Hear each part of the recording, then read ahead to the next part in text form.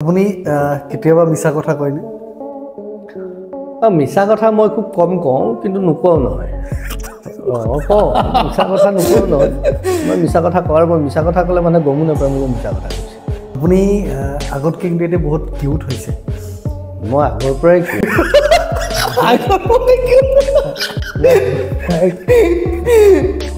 খালি কিন্তু এষ্টিমেট কৰিব নিদিওঁ, সেইকাৰণে কোনেও ক'বলৈ সাহসো নকৰে কিউট বুলি আহি সন্মুখত। মই আগৰ পৰাই কিউট, আৰু মই জানো সেইটো হয়। কোনোবা ছোৱালী এনেকৈ তাৰিফ কৰিছেনে আপুনি কিউট বুলি? বহুতে কৰিছে। এজন মুছলমান শক্তিশালী মুছলমান হওক, সুন্দৰ মুছলমান হওক, এজন খ্ৰীষ্টিয়ান খুব সুন্দৰ হওক, তেওঁ নিজৰ কাম ধুনীয়াকৈ কৰে। এজন হিন্দু এজনেও প্ৰত্যেকেই নিজৰ নিজৰ জাতীয় স্বাভিমান, জাতীয় পৰিচয়, ধৰ্ম সুন্দৰভাৱে শক্তিশালী ৰূপত কৰক। হয়, দাদাৰ এটা ভাল গুণ, এটা বেয়া গুণ আপুনি ক'ব লাগে। দাদাৰ এটা ভাল গুণ, এটা বেয়া গুণ। হয়,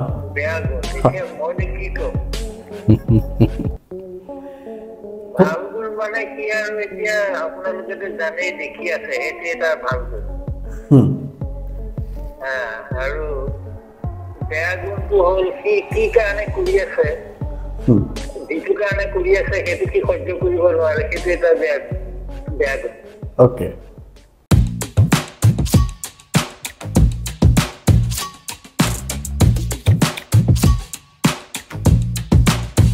দাদা, welcome to non political podcast. Thank you. কি খবৰ দাদা? ভালে আছোঁ, মই সদায় ভাল। সদায় ভাল? মই সদায় ভাল। কেনেকৈ সদায় ভাল থাকে? দুটা কাৰণ, যিটো মই প্ৰেক্টিছ কৰোঁ, আৰু মই ভাবোঁ যিসকলে নিজে ভাল থাকিব খোজে তেওঁলোকেও এইটো প্ৰেক্টিছ কৰাটো উচিত। মই পৰামৰ্শ নিদিওঁ কাকো, মই যিটো প্ৰেক্টিছ কৰোঁ মই সেইটোহে কৈছোঁ। প্ৰথম কথা, মোৰ কোনো এক্সপেক্টেশ্যন নাই, আৰু কাৰোৰ পৰা নাই। ঘৰৰ মানুহ, পৰৰ মানুহ, বন্ধু বান্ধৱ, আপোন পৰ বুলি কোনো কথা নাই। কিবা পালোঁ বা কিবা হেৰালোঁ, একো কথা নাই। মোৰ কোনো এক্সপেক্টেশ্যন নাই। যদি কিবা পাইছোঁ ডেট ইজ বোনাছ মোৰ কাৰণে। যদি নাইতো নাই, যদি পাইছোঁ সেইটো মই বোনাছ বুলি ধৰি ল'ম, আৰু বোনাছটো পাব লাগিব বুলি কথা নাই। এক নম্বৰ। আৰু দুই নম্বৰ হ'ল, মই মোক কেতিয়াও এষ্টিমেট কৰিব নিদিওঁ সন্মুখৰজনক। মই কি খাইছোঁ, মই ক'ত শুইছোঁ, মই কেনেকৈ আছোঁ, মই হাঁহি আছোঁ নে মই কান্দি আছোঁ, মোৰ হাতত টকা পইচা আছে নে নাই, মই কাকো এষ্টিমেট কৰিব নিদিওঁ সন্মুখৰজনক। এই দুটা মোৰ ফিলচফি। না মই এক্সপেক্টেশ্যন ৰাখোঁ, তো গালি পাৰিলেও ভাল, ভালকৈ ক'লেও ভাল। আৰু দুই নম্বৰ কথাটো হ'ল, মোক এষ্টিমেট কৰিব নিদিওঁ। মই কি আছোঁ, মই যি হয় মই সেইটোৱে, যি দেখিছা সেইটোৱে। বহুতে সোধে আপোনাৰ এইটো কি, আপোনাৰ ইনকাম চ'ৰ্চ কি, আপুনি থাকে ক'ত, আপোনাৰ ঘৰ ক'ত, কিয় লাগে? মই নিদিওঁ। তোমালোকে যি ভাবা, আপোনাৰ বহুত কোটি টকা আছে, কোনোবাই কয় আপুনি ভিক্ষাৰী মানুহ, কাম বন নাই কাৰণে কৰিছোঁ, তাতে কি হ'ল? জানিব কি প্ৰয়োজন আছে? তো মই যি হয় সেইটো মই হয়, কিয় জানিব দিম? নিদিওঁ মই। সেইকাৰণে কোনো মতলবেই নাই মোৰ কাৰো লগত, সেইকাৰণে মই সুখী নাই। এইটো এটা ভাল কোৱালিটি যে আমি সদায় নিজৰ বস্তুটো বেলেগক কৈ বেছিকৈ ভাল পাওঁ। এই অমুকটো কৰিলোঁ নহয়, অমুক কোম্পানীটো খুলিলোঁ, অমুক বিজনেছটো কৰিলোঁ, কিন্তু নিজৰ মনটো ৰাখিব লাগে কথাটো। চাণক্য নীতিশাস্ত্ৰ, মই য'ত থাকোঁ চাণক্যপীঠ গুৱাহাটীৰ চন্দ্ৰপুৰত আছে। আশ্ৰম এখন, মানে এটা টিলা এটাৰ ওপৰত, লাহে লাহে হ'ব, সম্পূৰ্ণ হৈ উঠা নাই। সেইকাৰণে ক'লোঁ যে এক্সপেক্টেশ্যন নাই, তথাপিও কওঁ ৰাইজে সহায় কৰিলে হ'ব। কৰা নাই কাৰণে হোৱা নাই, কিন্তু মোৰ দুখ কৰিব লগা নাই। আই এম ফাইন, সেইকাৰণে কৈছোঁ মই সদায় ভালে থাকোঁ বুলি। কিন্তু কৰিলে ডেট ইজ বোনাছ। এতিয়া তাতে চাণক্যপীঠ, এইটো নাম যিহেতু চাণক্যপীঠ, তাৰমানে মই চাণক্যক ফ'ল' কৰোঁ। যে তুমি যি কৰিছা তুমি ভিতৰত ৰাখি থোৱা। যদি তুমি নিজৰ কথাখিনিয়ে ৰাখিব নোৱাৰা ভিতৰত, তেতিয়াহ'লে তুমি আৰু জীৱনত কি ৰাখি থ'ব পাৰিবা? এক নম্বৰ কথা। আৰু দুই নম্বৰ কথাটো হ'ল, মই যদি চব কৈয়ে দিবলগীয়া হয়, আনৰ কথাবোৰ কৈ দিম কোনোবা দিনা, হয় নহয়? মই যদি নিজৰখিনিয়ে ৰাখিব নোৱাৰোঁ, আনৰ কথা মই কেনেকৈ ৰাখিম? মই নিজৰ প্ৰতিয়ে যদি অনেষ্ট নহয়, আনৰ প্ৰতি মই কি অনেষ্টি ৰাখিম? আৰু নিজেই যদি মই আনৰ আগত নিজকে ক'বলগীয়া হয় যে মই এইটো কৰিলোঁ, মই সেইটো, মই আমুক, তাৰমানে মই একো কৰাই নাই। সেইকাৰণে মই ক'ব লগা হৈছে। মই কি কৰিছোঁ, ভাল কৰিছোঁ, বেয়া কৰিছোঁ, সন্মুখজনেহে ক'ব। মোৰ পৰিচয় মই দিয়াতকৈ তুমি যদি মোৰ পৰিচয় দিয়া, তেতিয়াহে জানিম যে মই কিবা কৰিছোঁ, ভালেই হওক বেয়াই হওক। গতিকে মই সেইটোত বিলিভ কৰোঁ। আনে মোক কি কৈছে, গালি পাৰিছে যদিও কিবা কৰিছোঁ সেইকাৰণে গালি পাৰিছে, প্ৰশংসা কৰিছে যদিও কিবা কৰিছোঁ সেইকাৰণে গালি পাৰিছে। সেইটো কথা। আপুনি এটা কৰকচোন, আপোনাক মই ফাৰ্ষ্ট টাইম লগ পালোঁ, এনেই ৰেডিঅ'ত দেখা পাওঁ।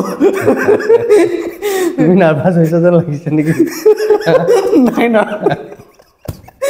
মই বহুত পডকাষ্ট কৰিছোঁ 100 এপিছড প্লাছ হৈছে আমাৰ কিন্তু সঁচা কথা কওঁ আজিৰ ফিল্ডটো অকণমান বেলেগ লাগিছে মোৰ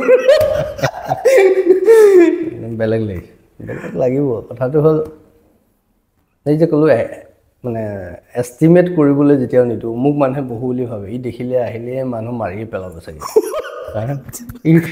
এই গালিয়ে পাৰিব এয়া মুখত ভাল শব্দ নোলাব চাগে এই মুখত হাঁহিবলৈ নিশিকিলে চাগে কিন্তু মই 24 ঘণ্টা হাঁহিয়ে থাকোঁ বেলেগৰ সন্মুখত পালে বেলেগে ভাবিবই নোৱাৰে আজি আপোনাৰ এতিয়া যদি তুমি বিষয়টো গহীন কৰি দিয়া তেতিয়া তুমি মুখত হাঁহিটো নোহোৱা হৈ যাব বিষয়টোৰ লগত মই সেই বিষয় ছাবজেক্ট অৰিয়েণ্টেড মই মানে হেৰি নহয় কি কয় চিটুৱেশ্যন অৰিয়েণ্টেড নহয় মই ছাবজেক্ট অৰিয়েণ্টেড আৰু মই পাৰ্চন অৰিয়েণ্টেডো নহয় মই ছাবজেক্ট অৰিয়েণ্টেড ছাবজেক্ট যিটো তাত হাঁহিব লাগিলে মই হাঁহি দিম কান্দিব লাগিলে মই কান্দিম ছাবজেক্টটোৱে যিটো কৈছে সেইটো কথা ছাবজেক্টে যদি কয় কাৰোবাক গালি পাৰিব লাগে যদি কয় ছাবজেক্টটোৱে মই ছাবজেক্টটো for the check of the subject আত্মৰক্ষা মানে মোৰ জীৱন ৰক্ষা মোৰ ভাষা ৰক্ষা মোৰ ধৰ্ম ৰক্ষা মোৰ সংস্কৃতিৰ ৰক্ষা মোৰ সভ্যতাৰ ৰক্ষা মোৰ বন্ধু বান্ধৱ আত্মীয় স্বজন কুটুম্বক ৰক্ষা কৰাৰ ক্ষেত্ৰত মাৰিব লাগিলে মাৰিও দিম মই নাভাবোঁ তেতিয়া মানে কৈছোঁ নহয় মই যিটো কৰিব লাগিব সেই সময়ত যিটো ডিমাণ্ড কৰিছোঁ মই কৰিম পিছততো কি হ'ব তো দেখা যাব কোনে জানে কাইলৈ কি হ'ব ইয়াৰ পৰা গৈ ঘূৰি যাওঁতে যদি মই মৰি থাকোঁ তেতিয়া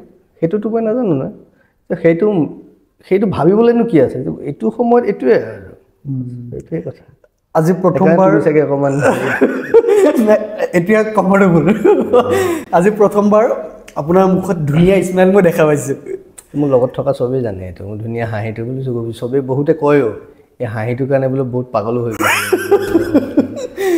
সেইটো কাৰণে কিন্তু মই আজি প্ৰথম পাইছোঁ মই ভবা নাছিলোঁ যে যিখিনি আমি দেখা পাই আছোঁ তাৰ আঁৰত ইমানখিনি ধুনীয়া হাঁহি থাকিব বুলি মই কিন্তু ভবা নাছিলোঁ ধৰ্মৰ কথা কৈছোঁ নহয় যেতিয়া ধৰ্মৰ কথা কৈছোঁ তাৰমানে মই ধুনীয়া হ'ব লাগিব ভিতৰৰ পৰা মই যদি নিজে সুন্দৰ নহওঁ আনৰ সৌন্দৰ্যখিনি কেনেকৈ দেখিম এতিয়া কোনোবাই মোক ক'ব পাৰে আপুনিতো বেয়াবোৰে দেখে এতিয়া ধুনীয়াবোৰ আছে কাৰণেইতো বেয়াবোৰ দেখিছোঁ তুমি ধুনীয়া বগা সাজযোৰ পিন্ধিছা তাত লগা ক'লা দাগটো তোমাৰ প্ৰথমে চকুত পৰিব নপৰিব এতিয়া তুমি এই ক'লা দাগটো চকুত পৰা তুমিতো ক'বা ক'লা দাগটো যদি ক'লা দাগটো নাথাকিলহেঁতেন সাজযোৰ আৰু ভাল লাগিলহেঁতেন তোমাক হয়নে মই সেই ক'লা দাগটোৰ কথা কৈছোঁ কোনোবাই কৈছে ক'লা দাগটো বাদ দেচোন এইখিনিও চা মই কৈছোঁ যে ক'লা দাগটোও কিয় বাদ দিবা সেইটো নথকা হ'লে আৰু ধুনীয়া লাগিলহেঁতেন তো আৰু ধুনীয়া হোৱা মই যিবোৰ কথা কৈছোঁ যে সুন্দৰতাৰ মাজত আৰু সুন্দৰ হওক যিকোনো সি ধৰ্ম পন্থ মজহব যাৰ যি আছে নিজৰ ঠাইত কৰক সুন্দৰভাৱে শক্তিশালীভাৱে কৰক এজন মুছলমান শক্তিশালী মুছলমান হওক সুন্দৰ মুছলমান হওক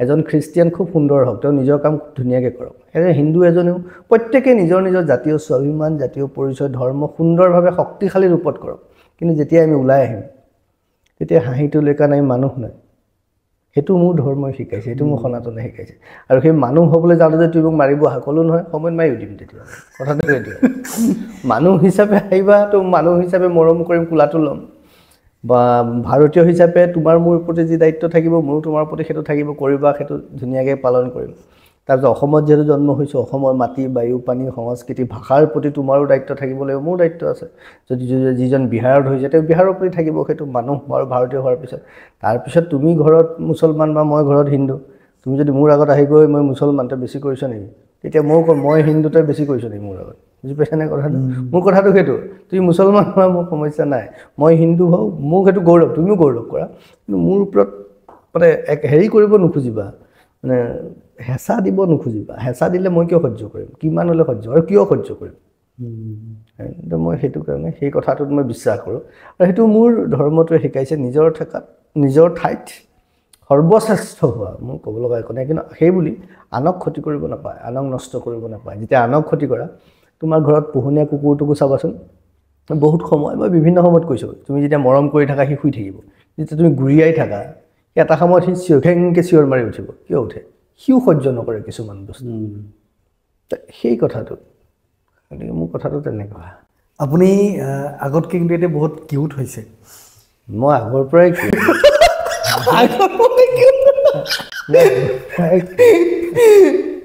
খালি কি যে এষ্টিমেট কৰিব নিদিওঁ সেইকাৰণে আমি কোনেও ক'বলৈ সাহসো নকৰে কিউট বুলি আহি সন্মুখত কিন্তু মই আগৰ পৰাই কিউট আৰু মই জানো সেইটো হয় কোনোবা ছোৱালী এনেকৈ তাৰিফ কৰিছিলে আপুনি কিউট বহুতে কৰিছে অকণমান কওক না আজি আমি আপোনাৰ টোটেলি বেলেগ এটা লাইভ আমি জানিম মানে সেইবোৰ এতিয়া ক'বলৈ বেয়া সেইবোৰ আৰু বহুতে বিভিন্ন সময়ত কৰিছে এনেকুৱা স্কুলৰ এটা কথা কওঁ তথাপিও লগৰটোৱে চিঠিখন দিব দিলে ক্লাছ 9 মানত 9 মানতে হ'ব তেতিয়া বাচ্চা আৰু লগৰটোৱে চিঠিখন দিব দিলে ছোৱালীজনীক চিঠিখন দি থৈ আহ আমি গ'লোঁ চিঠিখন দিবলৈ মই গ'লোঁ আৰু এটা গ'ল বাকীকেইটা নগ'ল ওচৰলৈ মোক পঠাই দিলে গধূলি টিউশ্যনৰ পিছত মই গ'লোঁ গৈ চিঠিখন দিব গৈ ছোৱালীজনীয়ে ক'লে মই তোমাকহে ভাল পাওঁ তুমি আকৌ তাৰ চিঠিখন দিবলৈ আহিছা বুলি মই উল্টাই ৰঙা চিঙা পৰি গুচি আহিলোঁ তেনেকুৱা কাহিনী ধেৰ আছে তেনেকুৱা এবাৰ দুবাৰ 3-4বাৰ হৈছে স্কুল কলেজত বেলেগক কৈ তোক কি ভাল পায় বুলি ক'বলৈ যাওঁ উল্টাই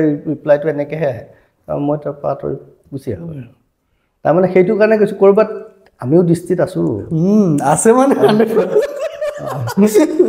আমিও বহুতৰ দৃষ্টিত আছোঁ কলেজ লাইফ মিছ কৰে এতিয়া মিছ কৰোঁ কাৰণ আৰু কেনেকুৱা আছিল কলেজ লাইফ কেনেকুৱা আছিল মোৰ কলেজ লাইফ সেইকাৰণে মই সেইকাৰণে মিছ কৰোঁ মই কলেজ লাইফটোত এনজয় কৰিব নোৱাৰিলোঁ কলেজ স্কুল লাইফটোত কিয় মানে মোৰ স্কুল লাইফত এনেকুৱা আছিল যে দেউতাৰ চাকৰি আছিল বাহিৰত হাফলঙত চাকৰি আছিলে আৰু মাৰ আৰ্থ্ৰাইটিক্সৰ পেচেণ্ট আছিলে এতিয়াতো অলমষ্ট ভালেই আৰু কিন্তু তেতিয়া খুব কমহে বিচনাৰ পৰা উঠে নিজে বিশেষ কাম কৰিব পৰা নাছিলে গতিকে মই 10 বছৰমানৰ পৰা ঘৰৰ যিহেতু ডাঙৰ ল'ৰা গৰু ছাগলীৰ পৰা আৰম্ভ কৰি ঘৰৰ সমস্ত কামখিনি ভাত পানী বনোৱালৈকে মই কৰিছোঁ গতিকে মই সেই আজিৰ তাৰিখত বা বহু ল'ৰা ছোৱালীয়ে আমাৰ সময়তো যিধৰণে স্কুল বা কলেজ লাইফটো এনজয় কৰিছে তো মই সেইটো নাপালোঁ মানে মই সাংসাৰিকেই হৈ থাকিলোঁ সৰুৰ পৰা 10 বছৰমানৰ পৰা দেউতা যিহেতু বাহিৰত থাকে আৰু মই ঘৰৰ ডাঙৰ যিহেতু আৰু মা ইফালে আৰ্থ্ৰাইটিক্সৰ পেচেণ্ট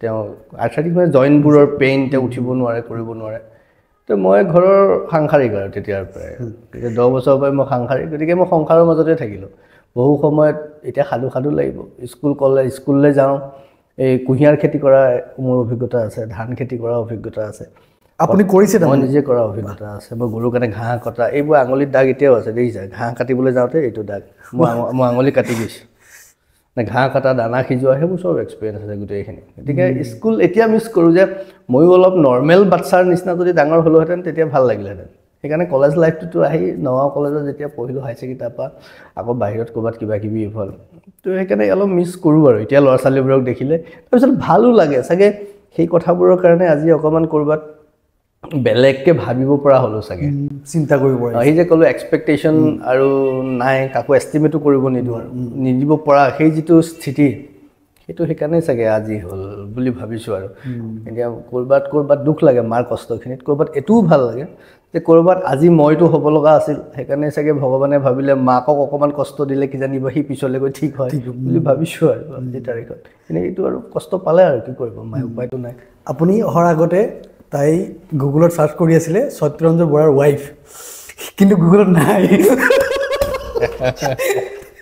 তাই চাৰ্চ কৰিছে গুগলত নাই মানে আচলতে নাই আছে নাই নহয় আছে কিন্তু বস্তুটো এনেকুৱা যিটো বস্তু গুগলত থাকিলেই যে চব শেষ কথা সেইটো নহয় গুগল মেপ চাই বহুত গৈ জংঘলতো সোমাইছে বহুত গৈ পেলাই সেই মৰিছেও দলং নাই ৰাস্তা ঘাটত নাই গতিকে গুগলত থকাটো বা গুগলে কোৱাটোৱেই যে সঁচা তেনেকুৱা কথা নহয় আৰু গুগলে নোকোৱা বহু সঁচা কথা বহুত ঠাইত আছে এতিয়া গুগলটো কি কোনো মানুহেহে দিছে কোনোবা মানুহে ভবা নাই সেইটো দিব লাগে বুলি আৰু মই প্ৰয়োজন বোধ কৰা নাই কাৰণ তেওঁ এটা নিজৰ সত্তা আছে তেওঁ নিজৰ পৰিচয় আছে তেওঁ নিজৰ কৰ্মক্ষেত্ৰ আছে আৰু সেই ঠাইত তেওঁ সুন্দৰকৈ কাম কৰি আছে গতিকে গুগলত থাকিব লাগে বুলি কি ক'লা আৰু মইতো সেইখিনিৰ পৰা নিজকে ক'লো নহয় আঁতৰাই ৰাখিছোঁ এই যে আৰম্ভণিতে কৈছোঁ আপোন পৰ বুলি কোনো কথা নাই কি ভাবিছে কি নাভাবিছে কোনো কথা নাই গুগলত থাকিলে আকৌ সেই কথাবোৰনো কি দৰকাৰ আছে পৰিচয় দিয়ে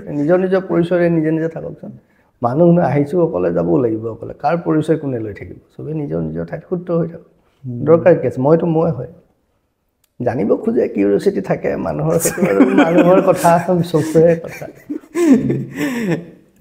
আমিও ট্ৰাই কৰিছিলোঁ অকণমান জানিবলৈ সেইটো জানিবলৈ চবৰে আগ্ৰহ থাকে আৰু ভালকৈ বিচাৰিলে ওলাই পৰিব এনেকুৱা নহয় এই পৃথিৱীখন অকণমান ঠাই ভালকৈ বিচাৰিব জানিলে ওলাই পৰিব বিশ্বাসে মিলয় হৰে বুলি কয় অসমীয়াত কথা এষাৰ আছে আৰু বিচাৰিটো কত কিমান উলিয়াই দিলে নে আৱিষ্কাৰ কৰি পেলাইছে বিভিন্নজনে বিচাৰি যেতিয়া প্ৰয়োজন হ'ব তেতিয়া প্ৰয়োজনত বিচাৰি ল'ব অভাৱে আৱিষ্কাৰৰ মূল যেতিয়া অভাৱ হ'ব কোনোবাই তেতিয়া কৰিব পৰা নহয় ক'ব পাব যিহেতু আছে ইয়াত এক্সিষ্ট যিহেতু কৰে খান্দিলে ওলাব 6-7 বছৰ আগৰ মিডিয়াত আপোনাক টি চাৰ্ট পিন্ধি চাৰ্ট পিন্ধি দেখা গৈ আছিলে এতিয়া এনেকুৱা এই ড্ৰেছ পৰিৱৰ্তন কেতিয়া হ'লে এইটো এটা প্ৰক্ৰিয়া ইট ইজ এ ট্ৰেনজিশ্যন পিৰিয়ড বা ট্ৰেনজিশ্যন ফেজ এটাত আছিলোঁ আৰু মানুহৰ জীৱনটো কেতিয়া কোনফালে গতি কৰে সেইটো ক'ব নোৱাৰি মই ক'লোঁ নহয় মোৰ নৰ্মেল লাইফটো বাচ্ছা কালত মোৰ জীৱনটো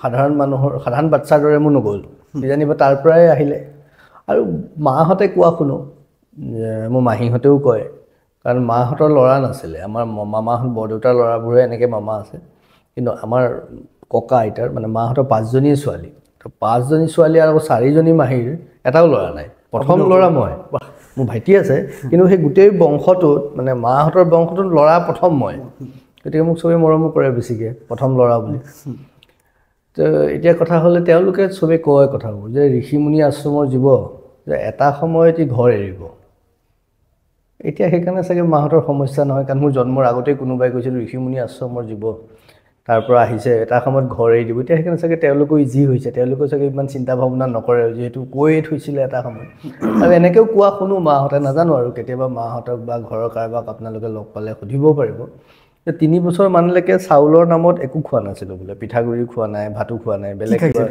কিবা মাহঁতে কয় হেনো কি বেঙেনা বিলাহী গাজৰ যি দিয়ে মই তাকে খাইছিলোঁ মাৰ গাখীৰ হেনো 3 মাহ মানহে খাইছোঁ বোলে তাৰপিছত যি দিয়ে যেনেকৈ পায় তেনেকৈ কান্দা কুটা হেনো নাই মানে আমাৰ পৰিয়ালটো বহুত ডাঙৰ পৰিয়াল আছিলে জেঠাই পেহী মাহী আৰু চব গোটেইবোৰ আমাৰ ঘৰত একেলগতে আছিলে গোটেইবোৰ বহুত ডাঙৰ আৰু সেইখিনি সময় মানে এনেকুৱা আমাৰ মনত আছে এতিয়াও প্ৰায় 4 হাল বলদ গৰু হাল বোৱা গৰু আছিলে মানে 8টা বলদ গৰুৱে আছিলে 4জন হালুৱাই একেলগে হাল বায় পথাৰত মানে আমাৰ পৰিয়ালটো ইমান ডাঙৰ আজিকালিতো সেইবোৰ নাই কিন্তু তেতিয়া এনেকুৱা আছিলে 4টা হালুৱাই 4 হাল হালুৱা গৰু আৰু 4জনে একেলগে পথাৰত হাল বাব লাগে তাৰমানে ইমান ডাঙৰ পৰিয়াল তো তাত ঢেৰ আছিলে গতিকে মা ডাঙৰ বোৱাৰী দেউতা ডাঙৰ আকৌ তেনেকৈ মই ডাঙৰ সেইটো দেউতা সেই গোটেই পৰিয়ালৰ দেউতা ডাঙৰ আছিলে গতিকে মা সেই হিচাপে ডাঙৰ বোৱাৰী এতিয়া মাৰ দায়িত্ব বেছি মোৰ চাবলৈ ইমান সময় নাই মই যাৰ তাৰ কোলাত ডাঙৰ হৈছোঁ গতিকে তেতিয়া কয় যে 3 বছৰলৈকে চাউলৰ নামত একো খোৱা নাছিলোঁ পিঠাগুড়ি হওক ৰুটি হওক কিবা হওক এই যি টি দিছে তেনেকৈ খাই ডাঙৰ হৈছোঁ তাৰপিছত খাইছোঁ গতিকে সেই চাগে এটা ডেষ্টিনি লিখা আছিলে কেৱলতো নাজানো আমি বিশ্বাস কৰোঁ সেই কথাটোত লিখা আছিল বুলি ভাবিছোঁ মাহঁতে কয় মাহীহঁতে কয় সেইকাৰণে চাগে তাৰ সেই প্ৰভাৱটো পৰিছে এতিয়া লাহে লাহে যেতিয়া বুজিলোঁ আৰু দীঘলীয়া প্ৰক্ৰিয়া এটা আছে তাৰপৰা দীক্ষাৰ প্ৰসংগ আছে সাধনাৰ কথা আছে এইবোৰ আৰু চবতেতো নাটক নহয় চবতে ৰাজনীতি নহয় কোনোবাই ক'ব পাৰে কোৱা মানুহজনে কোৱাটো ক'বই আটাইতকৈ সহজ কাম পৃথিৱীত ক'বলৈ তাতো কষ্ট নহয় এতিয়া ইমান কথা কৈ দিলোঁ মোৰ কষ্ট হ'ল জানো হাঁহি কৈ দিলোঁ ঢেৰ কথা যে আটাইতকৈ সহজ কাম কথা কোৱাটো সেইকাৰণে চবেই কথা কয় আজিকালি ছ'চিয়েল মিডিয়া হোৱাৰ পৰাতো আৰু সহজ হৈ গ'ল চব এক্সপাৰ্ট চব আপুনি কাক ধৰিব সেইকাৰণে মই আৰম্ভণিতে কৈছোঁ মই পৰামৰ্শ দিব নোৱাৰোঁ মই কি কৰোঁ সেইটোহে ক'ব খুজিছোঁ মানে মই পৰামৰ্শত এটা এনেকুৱা দেখি এনেকুৱা লাগে মই মূৰ্খ পৃথিৱীত থকা মানুহটো মানে ছ'চিয়েল মিডিয়াত কথা কৈ থকা মানুহকেইটাই যেন সৰ্বজ্ঞানী বিশেষজ্ঞ চব সিহঁতে এনেকুৱা কথা ক'ব আৰম্ভ কৰিছে কিছুমান মানুহে এই 2 দিন ল'ৰা ছোৱালী জীৱনটো দেখাই নাই সিহঁতে এতিয়াও চাগে উঠ চেপিলে গাখীৰ ওলাব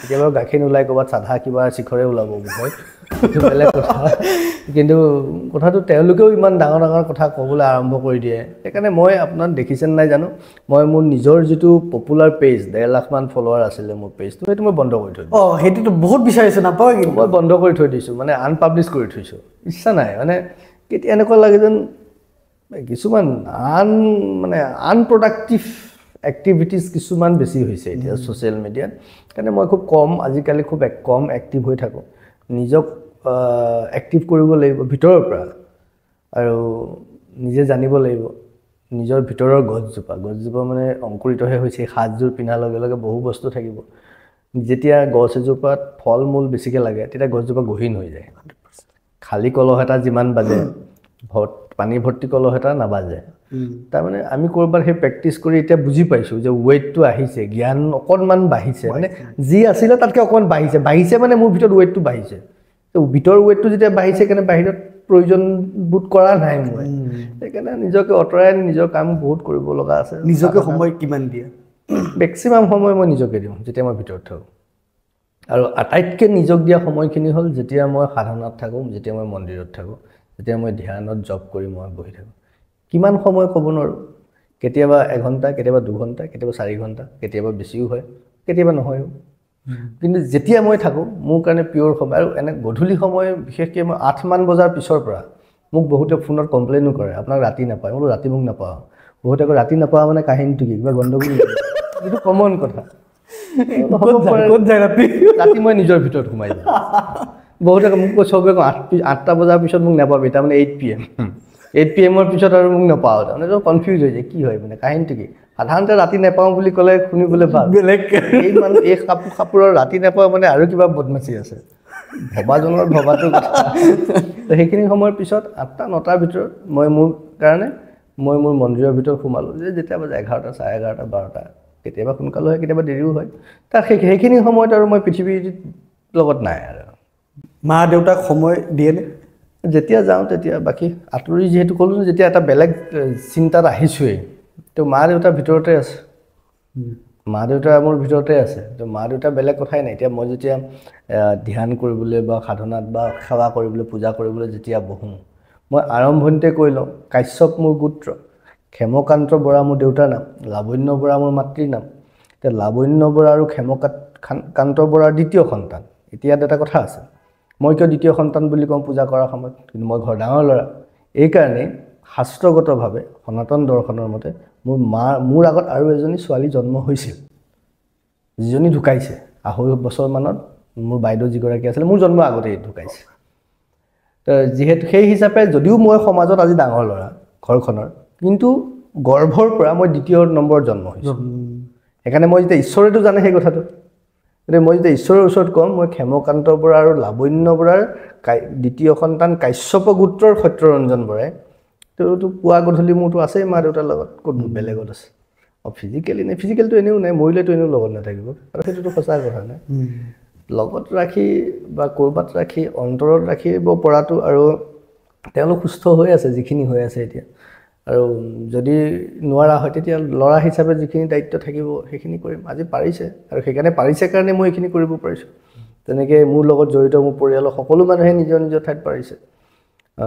পত্নীয়ে হওক, ল'ৰা ছোৱালীয়ে সকলোৱে নিজৰ নিজৰ কাম কৰি আছে, সকলো নিজৰ ঠাইত সুখী হৈ আছে, সুন্দৰকৈ কামবোৰ কৰি আছে।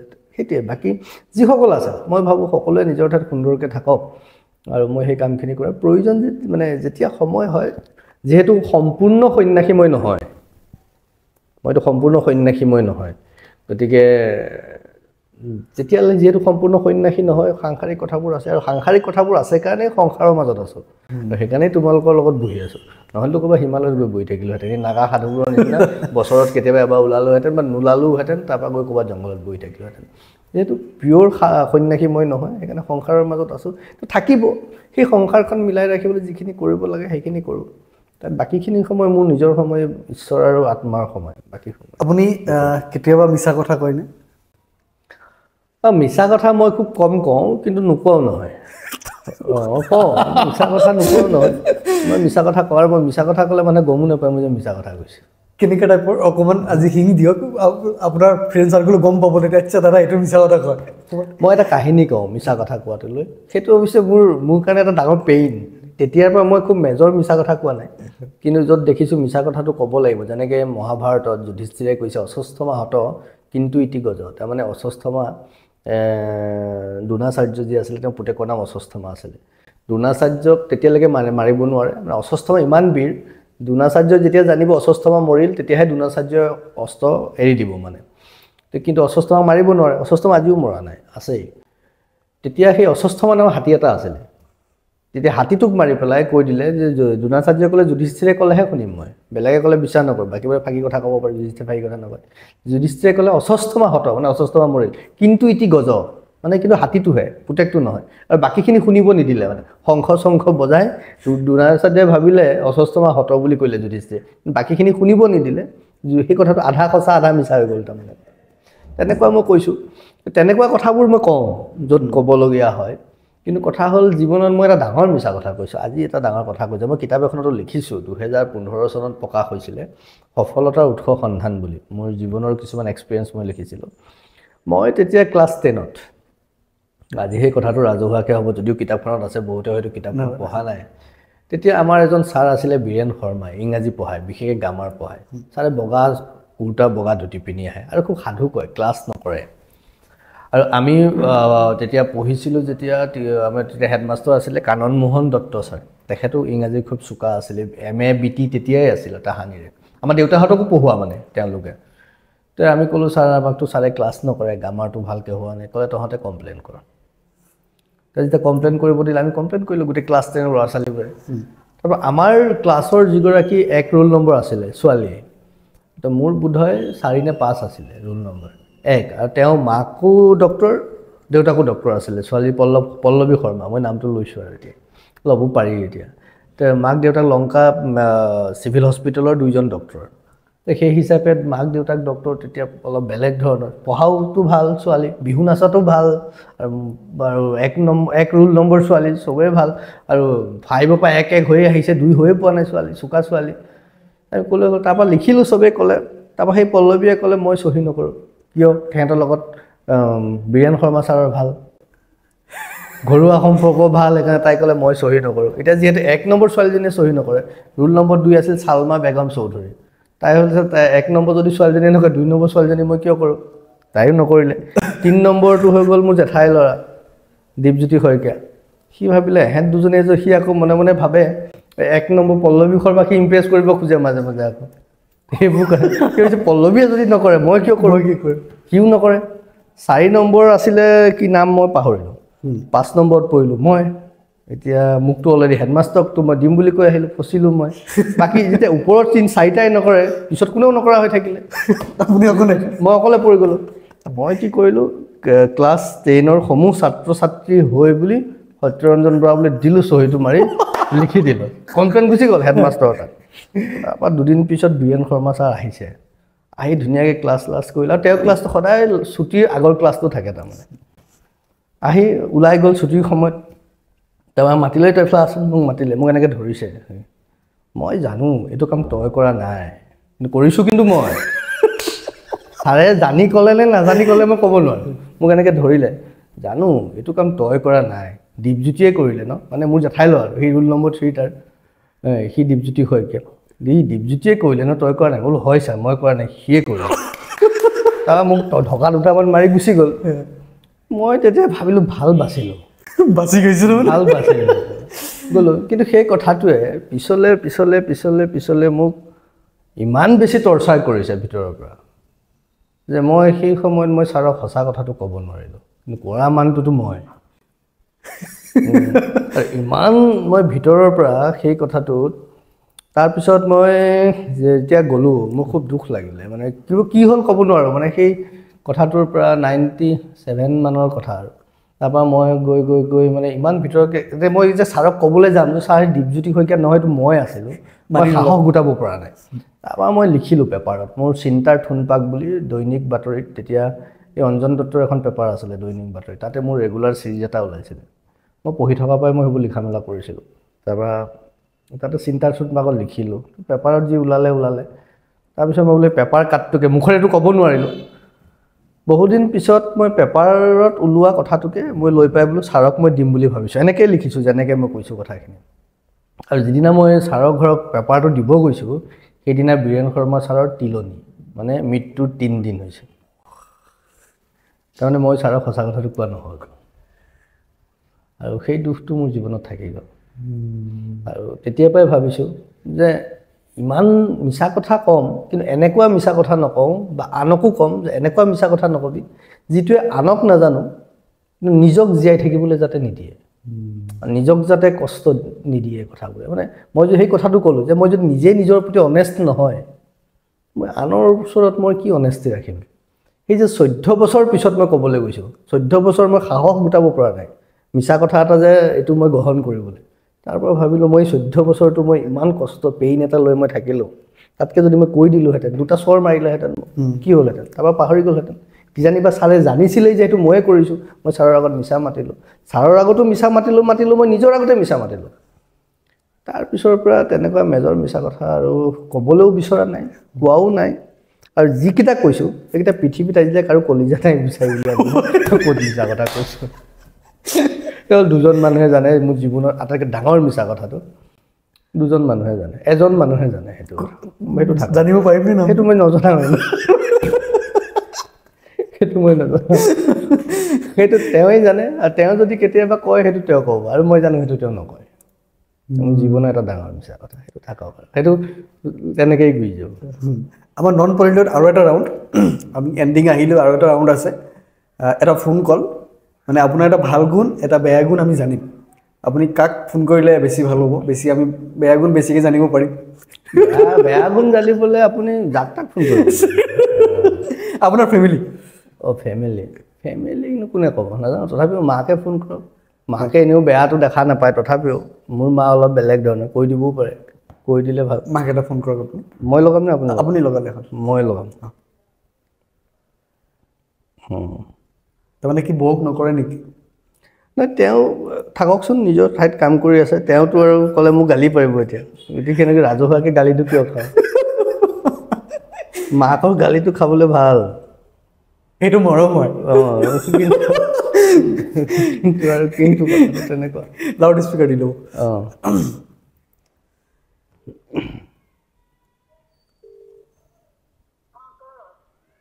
এই মই এঠাইত বহি আছোঁ কিবা মোক ল'ৰা এজনে প্ৰশ্ন কৰি আছে ষ্টুডিঅ' এটাত তেওঁ কিবাটো সুধিব মই ষ্টুডিঅ' এটাত আছোঁ কিবা এটা শ্ব'ত বহি আছোঁ তেওঁ তোক কিবা সুধিব হ'ব দেউতা বা তই কোনোবাই ক'লে হয় আৰু তই কবি আৰু যি কওঁ দিছোঁ তই এইটোতে কৰিলেই হ'ল তই দি দিবি লাগিলে মই দিছোঁ এই ল'ৰাজনক হেল্ল' হয় দাদা আমাৰ পডকাষ্টত বহিছে নন পলিটিকেল পডকাষ্ট দাদাৰ এটা ভাল গুণ এটা বেয়া গুণ আপুনি ক'ব লাগে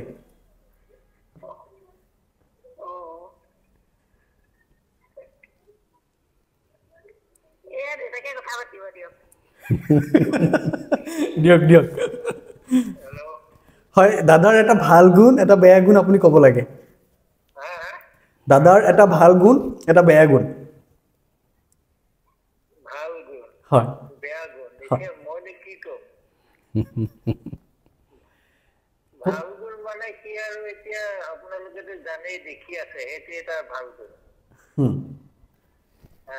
আৰু বেয়া গুণটো হ'ল সি কি কাৰণে কৰি আছে যিটো কাৰণে কৰি আছে সেইটো কি সহ্য কৰিব নোৱাৰে সেইটো এটা বেয়া গুণ অ'কে